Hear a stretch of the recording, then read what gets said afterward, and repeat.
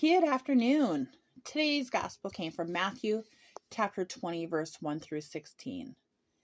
This gospel today talks about a master of a house who went out early in the morning to hire laborers and went out different times during the day to get workers.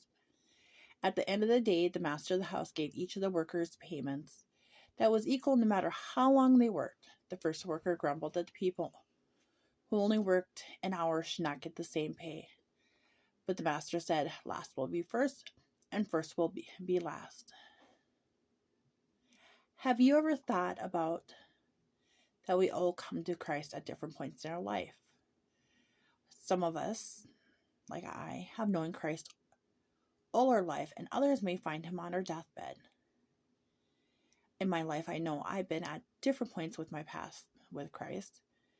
I've always believed in God, but sometimes had a different perspective on who he was in my life.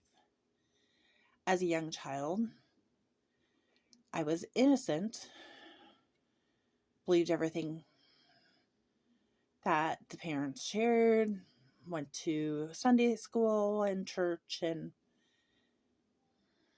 saw God and Jesus and anything about that as amazing. It's wonderful that someone could do this. As a teenager,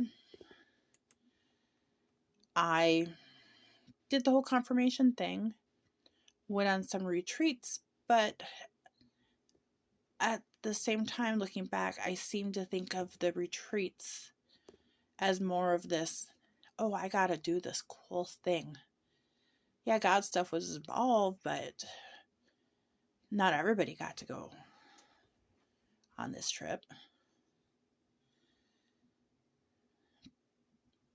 And I think as a teenager, it was more about the adventure, not necessarily about God.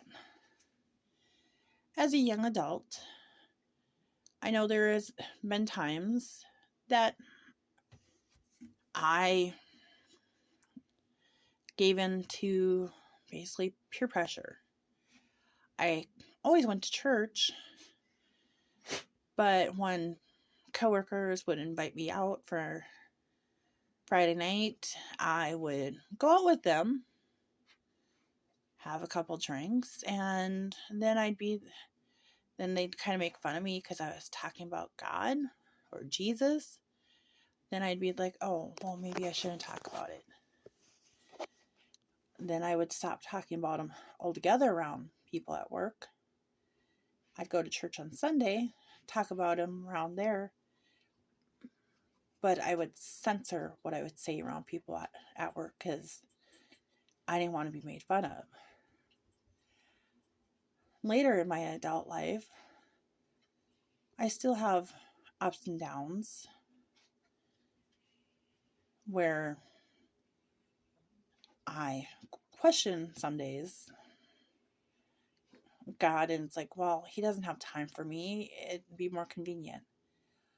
But the one thing I do, especially in the past year, is I talk about God this. I talk about Jesus this.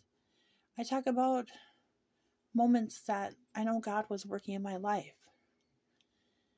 And yes, I'm not perfect. None of us are perfect.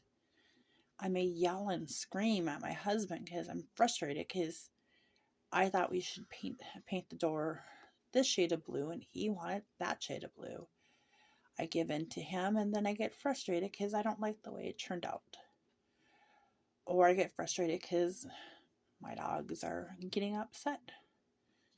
But then I have to continue reminding myself that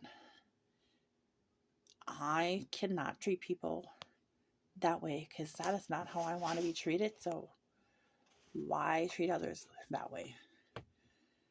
Every opportunity I have, I pray to God to help guide me. I pray for everybody I can for health. And sometimes I'm just doing generic prayers of praying for everybody that are going through Alzheimer's, praying for people that are going through that. But I continue finding ways to add prayer and add more God in my life, because there's always the opportunity to add more God in my life. And if people want to make fun of me for having God in my life, then I guess it's their loss. Find a way to show your love for God. Let the people that are naysayers, let them go. Just continue showing your love to everybody, because eventually this whole world will find that we got a cool Heavenly Father. Have a great week. God bless everyone.